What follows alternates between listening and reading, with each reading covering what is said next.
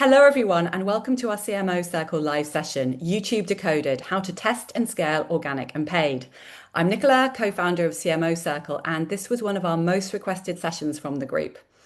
And we clearly have much to learn, as three-quarters of us are either not spending on YouTube or just dabbling in it, with only 6% of us spending 100K or more a year. Could YouTube be an untapped channel for us? Well, I'm delighted to welcome Tunde, Industry Manager for the entertainment sector at Google, to tell us more about YouTube as a marketing channel. Prior to Google, he was 5 years at TikTok as Global Account Director for Entertainment, Gaming, Sports, and Consumer Electronics. He was actually supposed to be on his honeymoon right now, but has had to postpone due to a football injury. So instead, he has the delight of hanging out with CMO Circle. Before I hand over to Tunde, please do introduce yourselves in chat and share whether you are currently using YouTube in your marketing mix. If so, we'd love to hear a little bit more about your campaigns too. Over to you, Tunde. Can everyone see my screen, by the way? No, not No, yet. can't see the presentation. Okay, fine. No. Just an insight for everyone, because I work at Google, they're very strict on using stuff that's not Google. So for some reason, Zoom just never works for me. So I'm gonna try to share my screen again, and then once you guys can see the deck, Yep, let me know. perfect.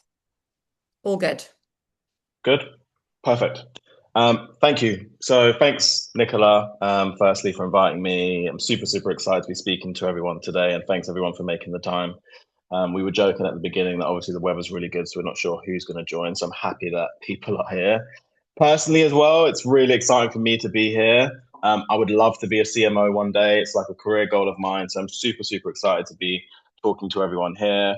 Luca did a great job of doing my intro, but just an additional bits about me. I've been in media for over 12 years.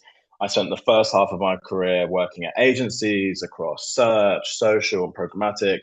And halfway through my career, stepped into tech, spending 5 years at TikTok, where I worked with the likes of Adidas, Disney, and the Sony Corporation. And my job was to basically, at a global scale, build strategies for how they can grow their businesses on TikTok. And about, I say 2 years, but I think it's actually almost a year and a half ago, I joined Google to work on entertainment brands and do the exact same thing. So everyone probably knows this, but YouTube was obviously bought by Google in 2006. And when you take the power of Google, platform filled with data, we joke internally that people tell Google more than they tell their family, and you supercharge that with AI, you get the world's biggest video platform. And when I first joined Google, especially having come from TikTok, I felt like Google did a really good job of making everything really complicated and difficult to understand. And actually, the product that was the hardest for me to understand as a new person was actually YouTube. So you're probably not going to be a YouTube expert by the end of this presentation, but my aim is to just at least make sure everyone has an understanding of the role that YouTube can play in growing your businesses. So to do that, I split the deck into 4 sections. We're going to keep things high level because there's too much to talk about when it comes to YouTube, but we'll make sure everyone has a grip of the fundamentals. And I know there are a few people on this call. I'm not sure if they've joined yet or not, but they already invest in the platform. But there will be something new for everyone in this deck. Before I get into any stats and numbers, can everyone just give me a thumbs up or reaction if you've opened the YouTube app this week? Cool. Few people. Well, actually, I can't see everyone, but yeah, a few people. Can you also give me a thumbs up if you remember what you watched this week on YouTube specifically? Cool. Well, I ask this because in order for you to understand how to advertise on YouTube, you need to understand what users are coming to the platform for. And the easiest way to do that for me is just to make it really personal and think about your own behavior. So I'm going to get a little bit vulnerable here and show you what I've been consuming on YouTube lately. This session, I think, was meant to be 3 or 4 weeks ago, Nicola. But I was telling everyone earlier that I actually ruptured my Achilles playing football. So I couldn't do the session then. So I've been watching a lot of stuff on recovery videos. Obviously, the World Cup is on, and I'm a big football fan. So there's loads of content on my feed to do with football. I had 2 weeks off work, so I dusted off my PS5 and I played some video games. But you get the picture. YouTube is thinking about the user first. It's thinking about what I like, what I've searched for, and it's recommending that content to me. And ultimately, YouTube want users to stay on the app. So the easiest way to do that is to give people what they want based on the signals we provide. If I'd done this session on the original date, this is probably the slide I would have showed you guys. Same phone, same app, same account, but different recommendations. Loads of cycling videos because I love cycling and I was cycling a lot before my injury. My wife always complains that I've got too many hobbies, and that was another one of them. There's some stuff there on the Michael Jackson movie because I went to watch that with my family. And YouTube's biggest screen is the TV, and the short form stuff that you experience on the app and you consume on the app is almost like a gateway to longer form stuff and suggestions you get on CTV. And I think this is the main differentiator between YouTube and other video platforms like TikTok or Reels. You'll see the things you like on those apps, but when you open the app, if you think about your experience, you jump straight into the content. There isn't any selection process of you searching and choosing what you want to watch like there is on YouTube. Yes, obviously you can search for things and you can look at videos, but you're being shown stuff straight away without really choosing what to watch. So that level of intent that you get with YouTube isn't really there. And we kind of call YouTube like me TV. It's basically programming put together for you. And as a result, you won't find anyone's two feeds are identical. And that's a really good thing, in my opinion, anyway. But it does make things really challenging for you guys as brands. But it's a good challenge to have. By definition, having people on an app where they are choosing to watch something versus having people on that where things are just kind of being shown to them means you have people that are way more engaged. And just diving a little bit more into the content, I like to split these into two buckets, the personal and the cultural. And the personal stuff is like the lean in part of YouTube. It's the individual passion. So my cycling videos or a review of a game I just bought or a podcast I like to listen to. It's the personal stuff, which offers brands and businesses a unique opportunity with users. It can give you that opportunity to tap into those specific audiences or niche audiences that you might want to reach. And the other stuff is the moments that bring together the whole world. It's an example like the World Cup, which gives brands the opportunity to get nationwide scale. And it does that through things like highlights and interviews and so forth. So two pieces of content or two genres of content on the platform at a macro level anyway. And if we go further into that, here's a great example from like this year. The Met Gala was live streamed on YouTube. There were 15 million people watching that content. But actually, it was the content around the event where conversations were really happening. That was the shoulder content. It was interviews. It was fashion takes from creators. It was recaps. And that stuff had over 550 million views. So you've got the personal, the shoulder content, and you've got the cultural example in the live streaming of the Met Gala. So we got the lay of the land. We know what users are watching on what content users are watching on YouTube. We know why they're coming to the platform and how they're using it. So now we'll just take a look at a couple of myths, and I'll try and fly through these. They're a combination of FAQs that I've received personally from senior clients, but I also just put a bunch of stuff into Gemini and took some stuff that they gave me, and we'll go through those now. So YouTube is just a mobile app. Who watches it on their TV? Obviously, this one is definitely a myth, with YouTube being the number one commercial platform for reach and watch time on CTV, with over 51% of UK adults watching YouTube on a TV screen. Many of you would have probably caught this headline at the start of the year, which puts that further into perspective. But more people in the UK are watching YouTube than the BBC for the first time ever, which is huge considering what a staple the BBC is for British television. But it's a testament to the growth that we've had on CTV. It's only for Gen Z. Unfortunately, I am not that young. So personally, I can definitely say this is a myth. But our reach is huge. This data is from Ipsos for the UK, and you can see that you can reach the majority of the UK population on YouTube. The algorithm just pushes viral videos. Again, another myth. Cover this up top, but YouTube wants to match the viewer with the right video on the right device at the right time. It's like a personalized media universe. And finally, its viewership is predominantly short form. And this is an interesting one because it is and it isn't. The videos that we're watching on YouTube are getting shorter, but they're also getting longer, especially with the continuing rise of YouTube on TV. And in 2021, we launched YouTube Shorts. And today, that's the fastest growing short form video platform in the UK. And when I joined Google from TikTok, this stat was kind of being branched around everywhere. And I thought it was pretty insane. But again, it just speaks to the scale of YouTube Shorts and YouTube as a whole. But 35% of people that use YouTube Shorts don't use TikTok or Reels in the UK. Again, just highlighting the sheer scale of YouTube. So now we'll get into some paid media and talk about CTV. But question for me, again, just respond with an emoji, but is anyone guilty of this? I will definitely put my hand up and say I am. But you sit down and you're watching something with your family on TV, friends, family, whatever it may be. Someone starts scrolling on their phone. I'm personally looking at trainers online. We're going back and forth between phones and what we're watching on TV. And this is actually one of the reasons that I really, really love the cinema because everyone's just locked in to what you're watching with no distractions for those, 2 or 3 hours. Probably a conversation for another day. But today's consumers are doing that. They're going back and forth between all these behaviors, and that makes them unpredictable. And it kind of makes your job of reaching, convincing, and closing them super hard.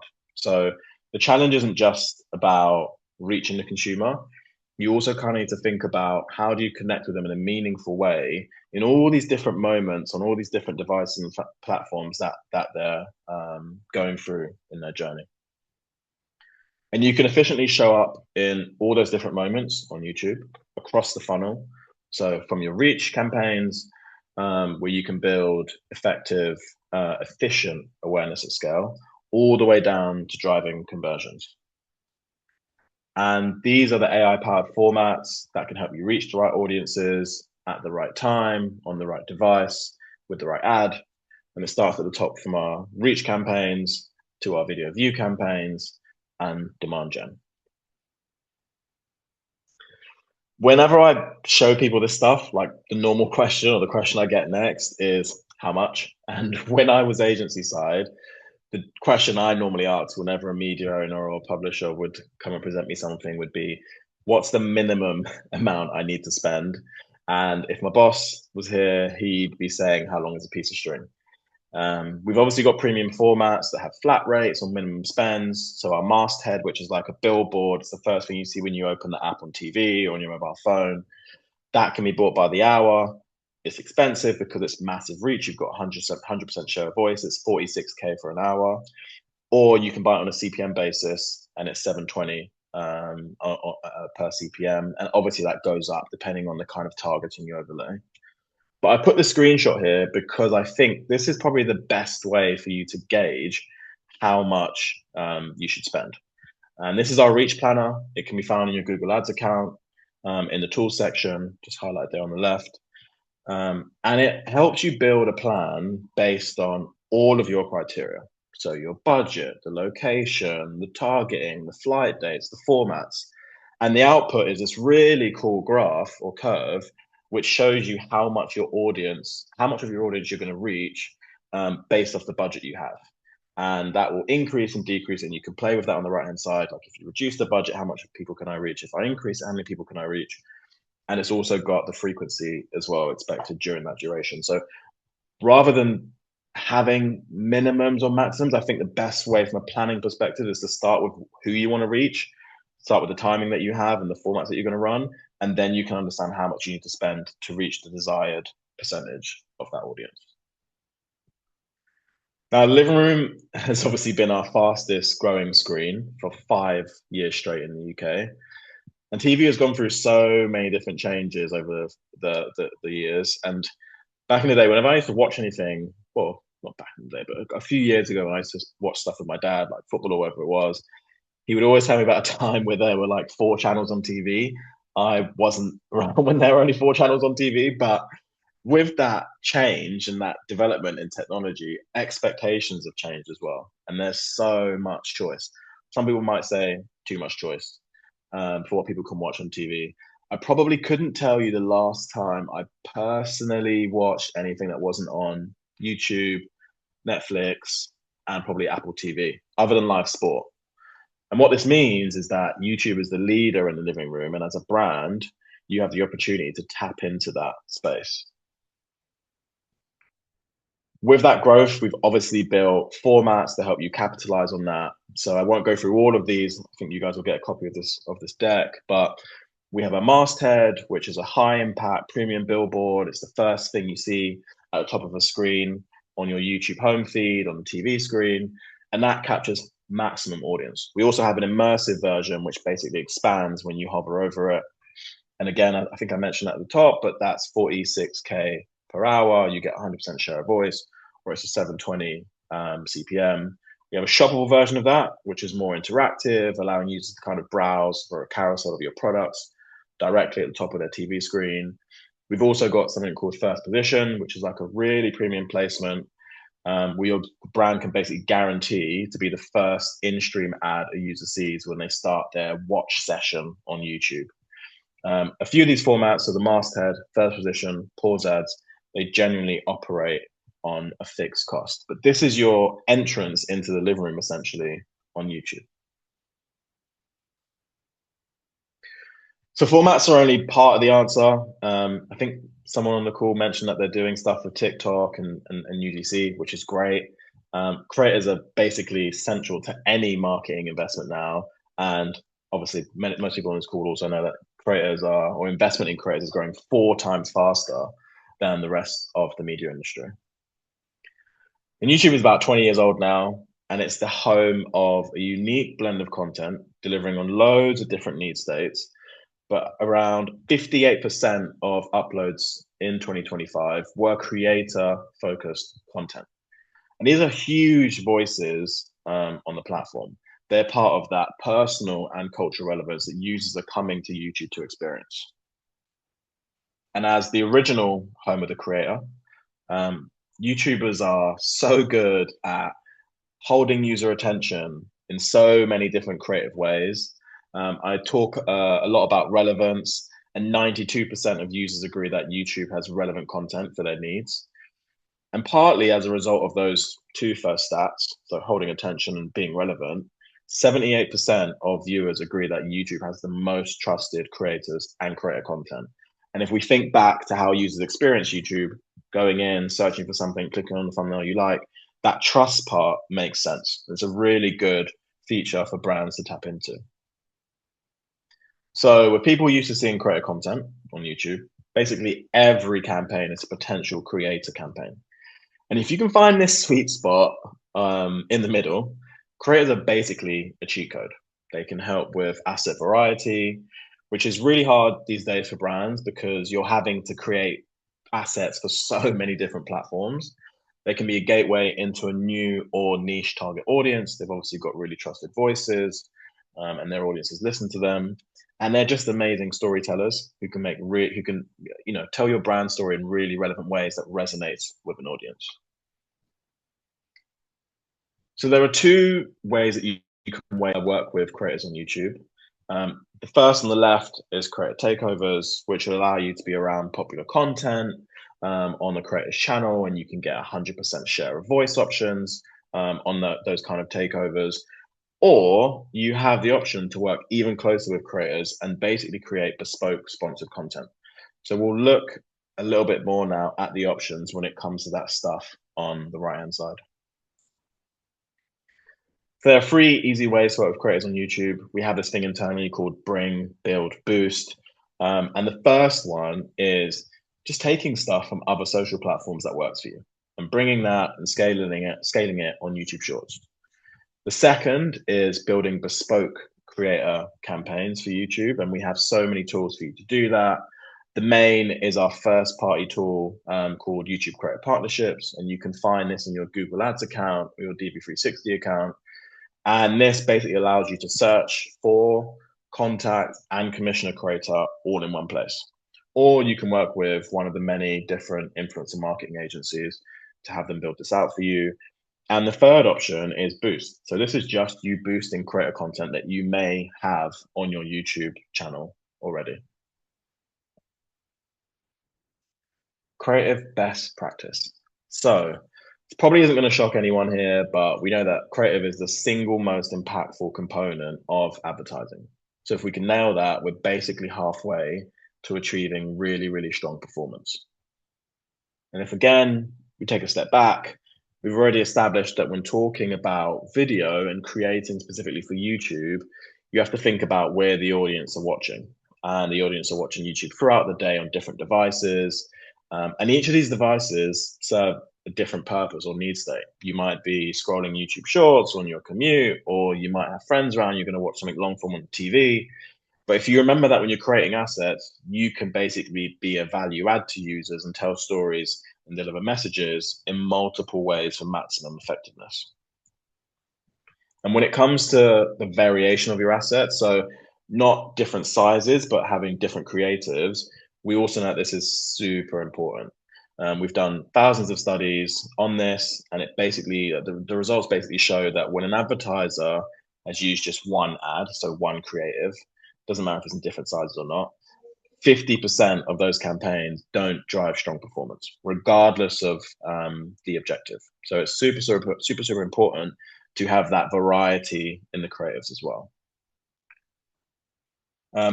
People get a little bit annoyed when I use this example. It's almost unfair, but probably because the nature of their business. But Netflix have access to so much content, and this is an example of when they launch a new show. This is for Stranger Things, the most recent season on YouTube.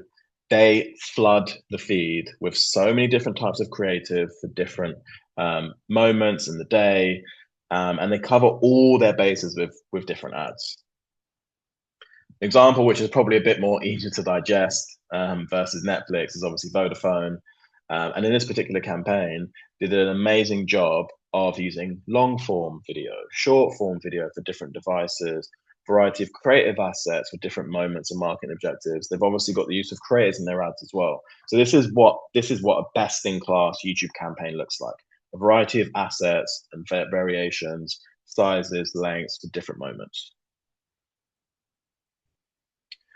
So a few years ago, we actually did some work with, well, I wasn't at the company at the time, but did some work with Kantar to look at what creates an effective ad.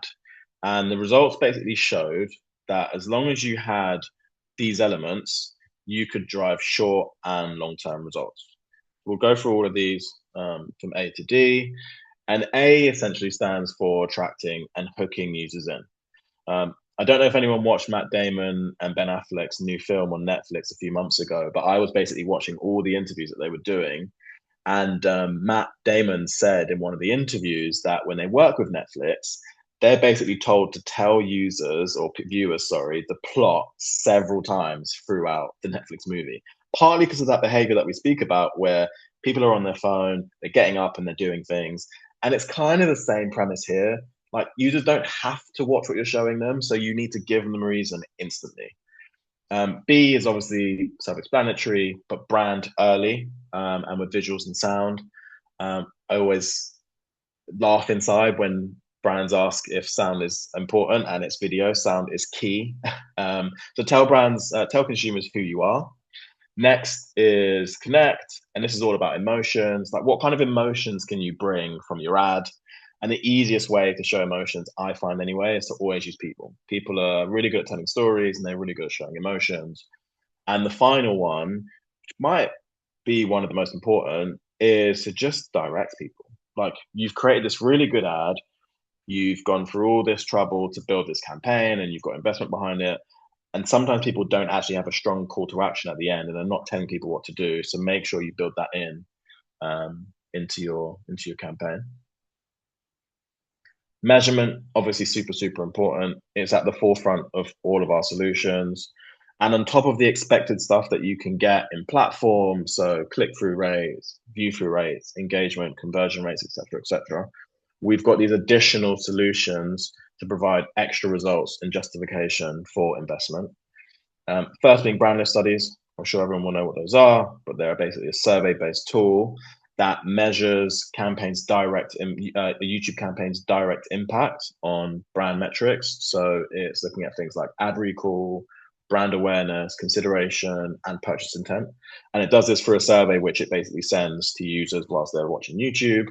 They've obviously minimum spends for this that we need to take into consideration because we have to hit a certain correspondent number to make sure results are statistically relevant and accurate.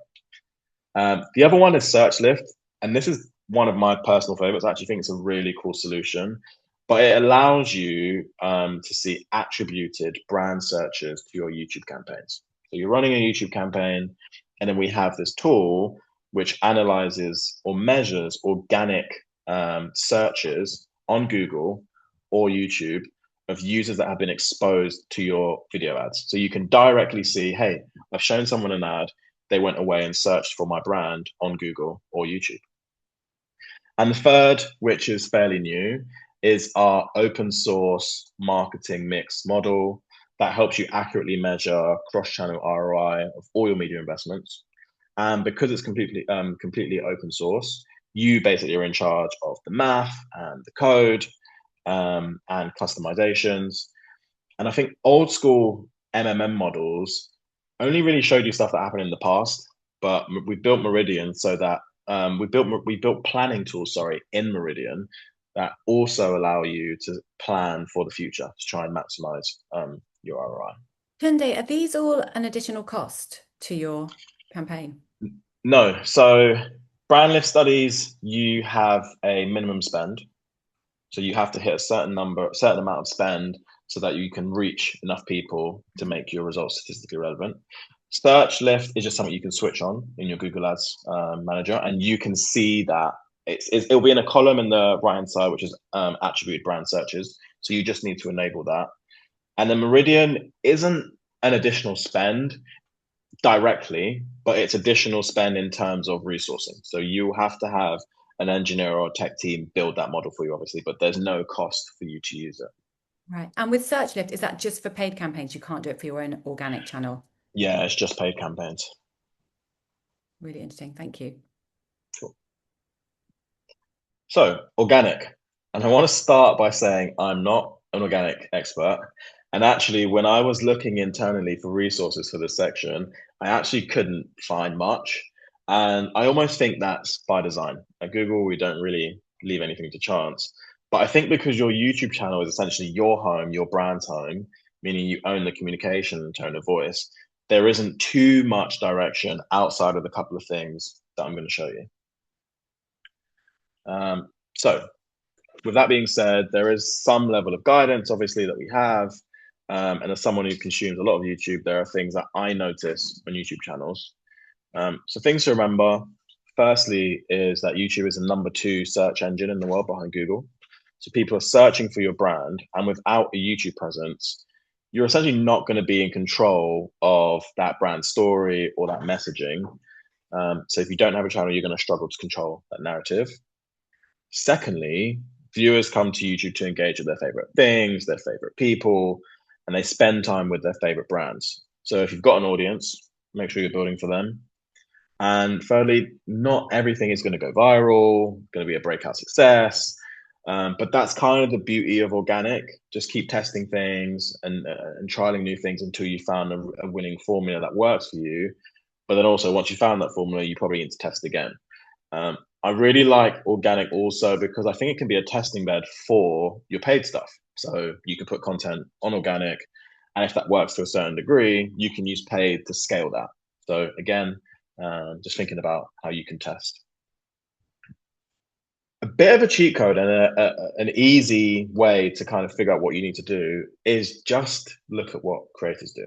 They're experts and the most successful people on YouTube. So find your favorite creator or find your favorite brand, look at their YouTube channel. They'll upload regularly to keep their audiences engaged. They'll use the data and insights from their analytics to see what works and what doesn't.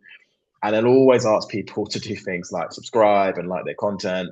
And they'll engage with their audience either in the comment section or by creating new videos based on what fans or audiences have put in those comment sections. And I've got 2 examples from some really cool brands. The first one being Revolut, a bank, you think, but dog video. But again, Big on peanut butter. I'll start from the beginning because I was playing around with the green, but here we go.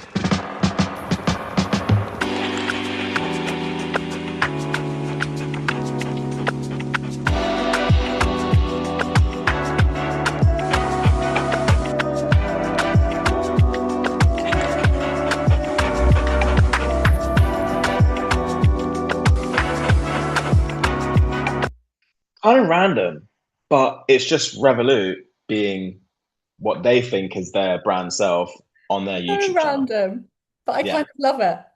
yeah. Another example here from Waitrose. Waitrose and M&S do so much on like all video platforms. And this is something they did with Tiny Temper. Big on peanut butter. I am. There's like 4 different types Yeah, of peanut I am butter. big on peanut butter, but this is a recent thing. Are you smooth or crunchy? I am smooth. Yeah, right. I'm smooth. Yeah. That's interesting. It is. It's hard not to judge a man for saying that he eats smooth peanut butter. But I mean, come on. What can you do, man? Well, you need some I crunch. like bubble baths as well. Do No, you? yeah, there you go. You're a lush guy. Yeah, exactly. Nice. Yeah, love a bath bomb. What can I do, guys? That's Just, great. It's so authentic. Big on peanut butter. Yeah, and it's just a cool way to be a part of some kind of conversation. Everyone's had that discussion where they've said like, "Hey, do you want smooth peanut butter or do you want crunchy peanut butter?" And then you get into that. But it's just a nice way for a brand to become part of that. So, getting a bit more into when you upload and all of the features and things that you need to think about when you're doing that. Metadata is essentially how YouTube categorizes your video and helps users find your content. And these 4 things basically make up that data. And you can get a bit obsessed with this stuff. If you search for these things on YouTube, people have made hours and hours of content about how to get it right. But my advice here again is to just test everything. First being thumbnails. Everyone will know what this is. This is basically your hook in. It's the thing that people will see when they're looking for videos. So this is the most critical thing to get right. Titles, this is your contextual hook. So it immediately tells both the viewer and YouTube's recommendation algorithm what your video is about using highly searchable keywords. And descriptions, it's been described as like your algorithmic map. The first 1 to 2 sentences here help YouTube basically index, search rank, and recommend your video. So the other stuff will just house all your links and chapters, but the first 2 sentences basically do all of that. And then length. So this is kind of like your retention strategy almost, and it directly determines how much watch time, which is one of YouTube's most heavily weighted ranking metrics for organic. But it's essentially, how much watch time your video can accumulate based on how long you keep viewers engaged. And I think with shorts, this is a really good way for you to kind of play around with this stuff. The next thing is tags. So when you go to upload your video, you'll see this section. And tags are basically like a discovery section for your videos. So the advice here is to just keep it simple and try and include a mix of both general and specific tags, and use enough tags to thoroughly and accurately describe the video that you're uploading. And you can also use these tags to build playlists. So you can automatically add these videos if you've seen playlist sections on YouTube, but you can automatically add those videos to that section as well. So if you put all of those elements together from a paid perspective, and you take those AI-powered formats and shorts and CTV and creators, you end up with this amazing campaign from Revolut, which is literally just launched. I think Nicola will send everyone a link to that case study. This is Revolut partnering with Erling Haaland in a sponsorship deal for the World Cup. They're also buying a bunch of YouTube formats in addition to this, but I'll just show you one of the main things that they've done by partnering with Erling Haaland. Hopefully this works. Let me share this tab instead. Can everyone see YouTube? Great, perfect. So at the start, or in the creator section, sorry, you mentioned 2 ways to partner with creators. You can either be adjacent to creator content, or you can create bespoke content.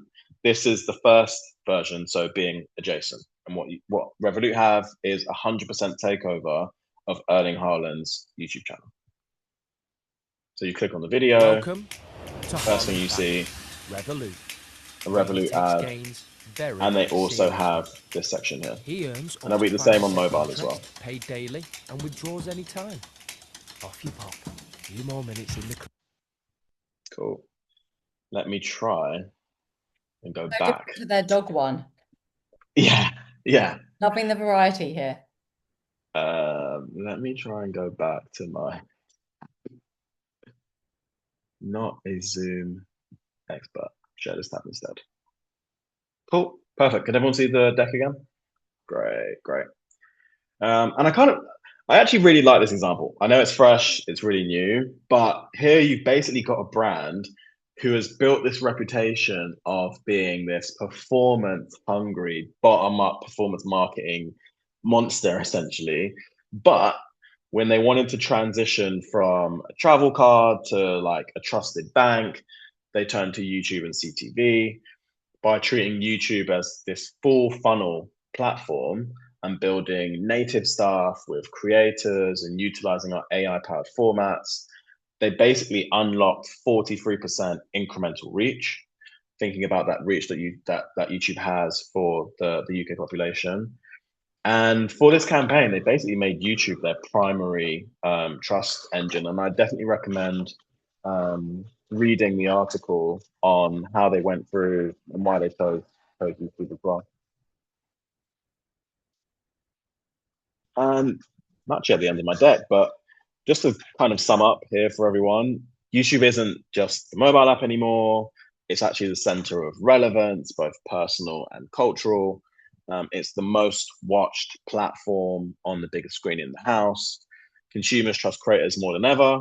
And YouTube is the home of the original creator. So when thinking about your campaigns, work with them to help tell your brand story and showcase your values and build trust. And use our AI-powered formats to basically amplify all of those stories. At the start of the deck, I basically spoke about how we all use YouTube as consumers and leaning into our passions and gathering for cultural moments. But there isn't a bigger platform where you can do all of these three things and basically be a part of that conversation. And that is YouTube in 39 minutes. I know it's a lot, so I hope everyone learned something new there. So much great stuff. If you've got questions, please do pop them in chat or raise your hand and we will come to you. I'm going to ask a question first though, because I'm selfish. I love horror stories. Are there any brands, you don't need to name the brand, but have made really big errors when they're doing YouTube stuff? Yes. I don't know if it's a bad thing that I have a brand in my head instantly, but we have creative guidelines for everything. And we have creative guidelines for all of our formats, all the sizes that you should be running for each particular format. And there is a particular brand that always gets their creative wrong. And there's nothing worse for me than someone's watching something on their TV, a YouTube ad pops up, and the video is vertical instead of being horizontal. For me, it's if you're spending that much money to put stuff on CTV in front of loads of people and you can't get the creative right, that really irks me. That for me is a big horror story. It's almost a waste of money. It's a really bad experience. And as someone watching that, you can see that it's off because you know you're on your TV. You know you're expecting something horizontal. So getting something vertical and getting creative. Is that a big brand as well? Is it a well-known brand? It's a big, well-known UK brand. And it's so basic, isn't it? You just think, how frustrating you have all of this budget and you're wasting it. Just give me a little bit of it and I'll fix that. I'm going to come to James a second, but Rebecca's got a great question here. What do you recommend for really early stage brands in terms of getting started on YouTube in an effective way? Being early and being new, I'm assuming there isn't unlimited budget to go and do all of the amazing things. I would start with the YouTube channel. I would start understanding what content about your brand and audiences and audience, sorry, is enjoying, engaging with, watching, and that will at least tell you how to get the creative stuff right and the messaging right, and then you can amplify stuff. But I would always start with the YouTube channel. It's almost like a way for you to try and understand or gauge who your audience is. And it's a cost efficient way because you're building assets, which you're probably going to use on other channels anyway. And you probably need to create assets, but you're not having to spend stuff on media without really knowing who you want to target and how you want to target them. So I would always start with the organic YouTube channel first. And just to follow on from that, when you're looking at creators as well, does YouTube help kind of match make you with the right creators? Yeah, so our internal tool, YouTube Creator Partnerships, is really, really good at that. So just like our search is pretty good and our YouTube search is pretty good, our internal search tools are also pretty good as well. So if you can access that, it's really good at filtering out the kind of interest that you want your creator's audience to have, the size, the view through rate, the average completion rate of their videos. You can filter by all of that kind of stuff. So that's a really good way to do it. And if you don't have YouTube, but you have the joy of working with an influencer marketing agency, that's another great way to do it. James. Yeah, one from us. Thanks for that, Tunde. How important, you mentioned shorts and its rise. How important are creating shorts in addition to creating your videos as well, content? They seem to be complementary, but is the number one question is how important are they? And number two, how should you factor them into your strategy to growing reach for your actual videos on your channel? Yeah, so there's two answers to this. There's an organic answer and there's a paid answer. I'll quickly do the paid answer first. With our paid formats, with our AI-powered solutions, particularly things like video reach campaign and video view campaigns, they work across all of our placements. And one of the placements that those ads will appear is shorts. So if you don't have any shorts, you're missing out on being in that auction. So for paid, super important. If you don't have a specific creator short style video, you at least need a 9:16 or a vertical video. So that's how important it is for paid. And for organic, I kind of mentioned this at the start, but it's almost like that gateway to everything else. It's a really quick, sharp way to reach an audience and to show a brand who you are versus competing with all of the thumbnails on either a TV or your phone and getting someone to convincing someone to see something new. Shorts is like a really easy way to kind of get new audiences really quickly. So important, both from a paid perspective and an organic perspective. Thanks. James, you getting ideas for the CMO Circle channel? Question from Romain. How to benchmark YouTube CTV versus BVOD versus SVOD versus AVOD? Romain, if you want to come off mute, by the way, and ask this, because I'm probably doing it all wrong. If a brand wants to expand beyond linear TV, what measurement framework would you recommend? Interesting question. My mind straight away goes to DV360, which is where a lot of people buy YouTube. And on DV360, you can also buy Netflix and you can also buy Disney. So you automatically get access to those subscription video on demand platforms, and you can compare whilst running activity across all of those. In terms of BVOD, I don't know what a direct comparison would be. The easiest thing for us internally, we always look at our reach, so our incremental reach versus those platforms, and we have an incrementality test that you can run. But I think because things are so different, and on YouTube, for example, you can buy a non-skip video, or you can buy a skip video, you can buy a 15-second, 30-second, you can buy stuff for CTV, you can buy stuff for mobile. There isn't a direct comparison with all of the formats that you could potentially reach on traditional TV. So the easiest thing that we normally look at is reach. How much did it cost you to reach 10 million people on YouTube versus how much would it cost you to reach 10 million people on traditional TV or BVOD? I don't know if that helps. Romain, are you able to come off mute? Brilliant. Yeah. So yes, it does help. I think incremental reach is very interesting. And I guess that within each platform, right? It's not necessarily versus current reach via your current mix. It's incremental above and beyond. Yes, exactly. Exactly. And we have internally, we've got this tool called Titan, which can basically look at your incremental reach across all of your YouTube stuff and TV as well. So we have all those tools available. And they're available once you start running paid. Yeah. These tools. Romain, have you done anything on YouTube today, or is it just live TV? I mean, yes, BetterHelp do a lot of YouTube, spend a lot on YouTube creators across the board, and then they run some paid campaigns as well. Usually lower funnel, and then pushing up further up the funnel now, and then measuring them through incrementality tests. But I think the challenge is in terms of budget allocation is the choice within the CTV platforms and how slow it is to run a test every time. So yeah, I think, did you mention DV View 360? Is that right? So you're recommending a platform where you can buy multiple channels. Exactly. DV360, you can buy video, you can buy your display, you can buy everything on YouTube, but you can also buy Netflix and Disney. And it's great because instead of buying Netflix separately and Disney separately and YouTube separately, you buy on one platform and you can frequency cap across everything.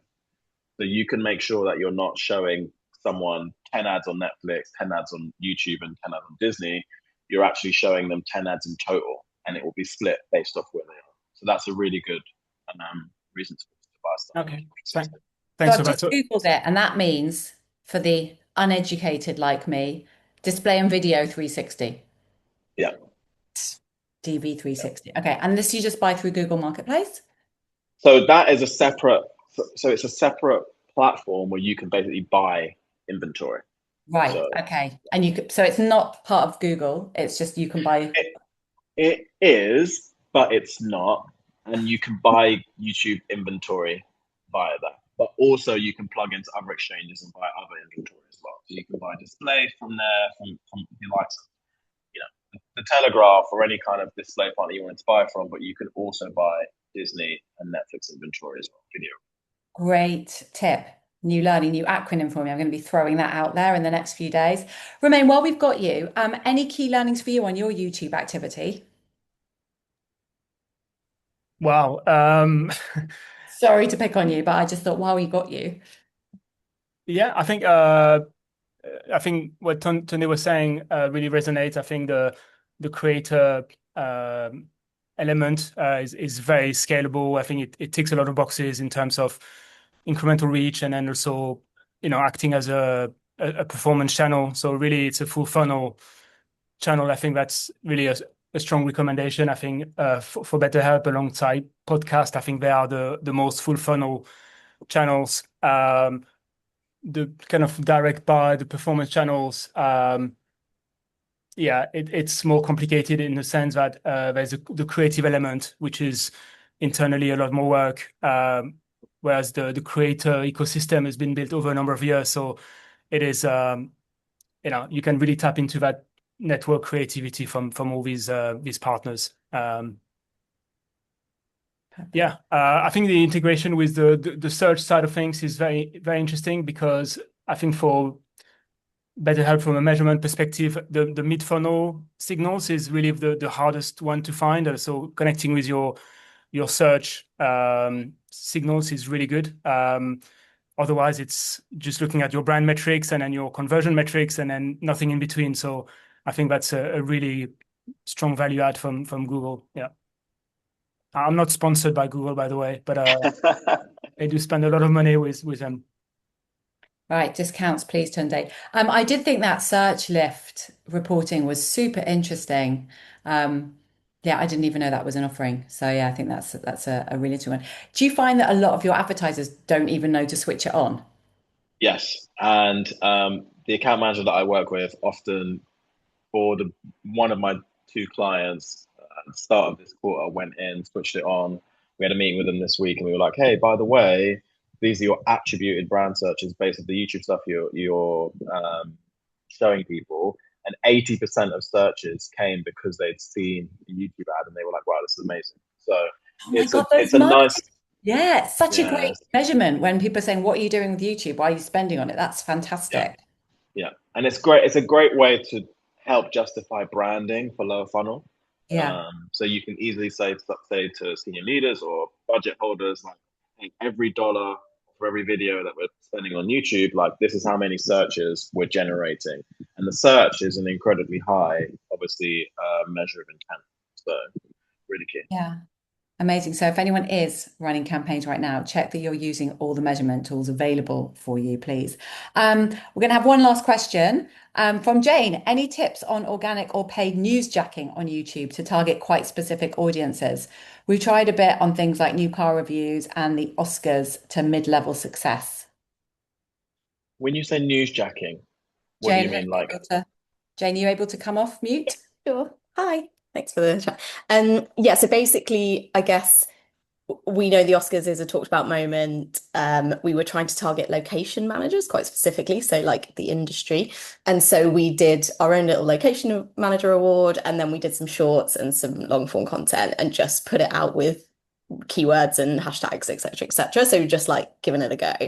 And we saw like mid-level success, and like we managed to increase reach quite a lot, like as in it performed better than other content, I guess, because of particularly around the shorts, but just any other ways, particularly, I guess, if we were looking at paid to boost that a bit further, but we're being like really specific about the audience that we want to reach with this. Is there anything that you'd suggest around that? Yeah, so on page, you've got so many different options. So if you have any first party data, you can build lookalikes off the back of that. So you can plug that first party data in. We have so much data as well. As I mentioned, like people are telling Google everything. So we have loads of different audience segments that you can target as well. When you say location managers, what specifically is that? People who work on film sets and in production Okay. to manage locations. Cool. I thought it was going to be something to do with locations, and therefore I was going to say we also have location targeting. But those would be my prime examples. Like if you have any first party data, plug that in and build lookalikes. The other thing is just looking at the data segments that we have as well, and targeting that specifically on page. On organic, it's so hard to be that responsive to the moment and pre-plan things. You don't know what's going to go viral. You don't know what people are going to focus on. So from an organic perspective, it's super hard, but from paid, it's a lot easier. Thank you so much, Tunde, for giving up your lunch break to No support worries. on our learning in YouTube. Some amazing insights there. I loved some of the videos. Thought that peanut butter one was brilliant. And the dog one was just completely random. I think everyone's going to be going off and thinking about YouTube in a whole different way. So really appreciate all your time. Tunde shared loads of really useful links that I will pop in a follow-up email, and I will also share the recording. And if you're happy, I will share the deck as well, so everyone can go back and look at some of the numbers and some of the videos. If people have got questions, are you okay for them to reach out to you on LinkedIn if I include your profile? Yeah, Brilliant. please do. Thank you so much. I think we might be trying to have you back in a few months, hopefully, when you've actually had some time to go on honeymoon. Thanks, guys. Thanks, Thank you Nicola. so much. Take care.